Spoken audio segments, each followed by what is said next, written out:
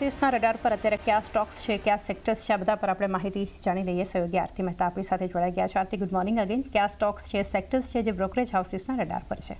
Good morning ચાંદી. અને જો ઘણા બધા સેક્ટર અહીંયા અને સ્ટોક ખાસ કરીને આવતા દેખાયા છે. શરૂઆત ઇન્ડસ ટાવર સાથે કરીએ. સિટીનો એક રિપોર્ટ આવ્યો છે, બાય રેટિંગ તેમના તરફથી કરવામાં આવ્યા છે. લક્ષ્યાંક ₹460 પ્રતિ શેરના તેમને કર્યા છે. તેમનું માનવું છે ભારતીય એરટેલે કંપનીમાં સ્ટેક વધાર્યો છે, જે પોઝિટિવ બનતો દેખાઈ શકે છે. ઓપન માર્કેટથી ખરીદી કરીને લગભગ 0.26% સ્ટેક ભારતીય એરટેલે વધાર્યો છે કંપની માટે. અને આગળ જો વાત કરી લઈએ તો આ એક પોઝિટિવ ફેક્ટર જે છે તે ત્યાંથી કંપની માટે રહેતું દેખાઈ રહ્યું છે, કારણ કે પેઆઉટમાં ડિફર જે બનતું દેખાયું છે એને કારણે થોડી ઘણી ચિંતા છે.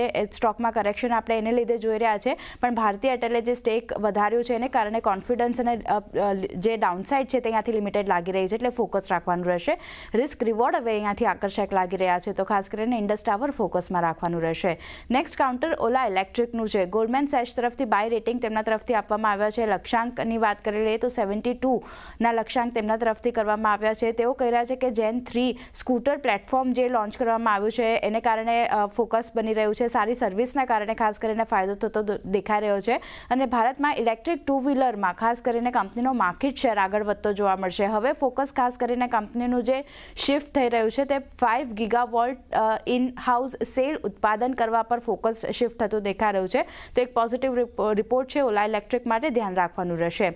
સ્ટીલ સેક્ટર માટે ઓવરઓલ મોર્ગન સ્ટેનલીનો રિપોર્ટ આવ્યો છે. તેઓ કહી રહ્યા છે કે ડિમાન્ડ સુધરતા સ્થાનિક સ્ટીલના ભાવમાં વધારો જોવા મળી શકે છે આવનાર દિવસોમાં. ખાસ કરીને ચીનમાં જે એન્ટી ઇવોલ્યુશન થીમ છે તે ખાસ કરીને લોકપ્રિય થતી દેખાઈ રહી છે, તો તેનો ફાયદો પણ જોવા મળશે. વૈશ્વિક મેક્રો પરિબળો જે છે તે અત્યારે અનુકૂળ લાગી રહ્યા છે. એની સાથે FY 27-28 સુધીની જો વાત કરીએ તો સ્ટીલના ભાવ તેઓ માની રહ્યા છે કે 3%થી આપણને વધતા જોવા મળી શકે છે. સાથે જ આવનાર થોડા મહિનાઓમાં અમુક ભારતીય સ્ટીલ કંપનીઓમાં ગ્રોથ તેઓ જોઈ રહ્યા છે કે વધી શકે છે, તો તેણે JSW સ્ટીલ માટે અપગ્રેડ કર્યું છે. ઓવરવેટ રેટિંગ આપ્યા છે, લક્ષ્યાંક વધાર્યા છે. ₹1,300 પ્રતિ શેરના લક્ષ્ય તેમના તરફથી કરવામાં આવ્યા છે. બીજી બાજુ ટાટા સ્ટીલની જો વાત કરી લે તો તેમણે ઓવરવેટ રેટિંગ આપ્યું છે, ત્યાં પણ લક્ષ્યાંક તેમણે ત્યાં પણ વધાર્યા છે. ₹200 પ્રતિ શેરના ત્યાં લક્ષ્યાંક કર્યા છે.